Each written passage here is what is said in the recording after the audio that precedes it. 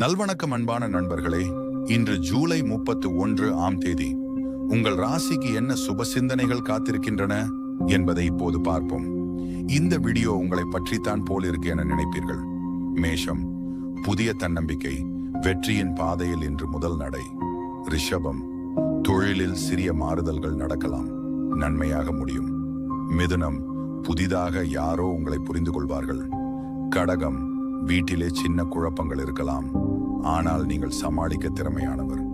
சிம்மம், இன்று உங்களுக்கு அமைதியான நாள், பணியிடத்தில் நம்பிக்கையுடன் செயல்படுவீர்கள். கன்னி, குடும்பத்தில் இனிமையான தருணங்கள், நண்பர்களிடமும் உதவிகள் அதிகம். துலாம், இன்று உங்கள் நெருக்கமானவர் உங்களை புரிந்து கொள்வார். விருச்சிகம், பழைய கனவுகள் நனவாகும் நாள் இது.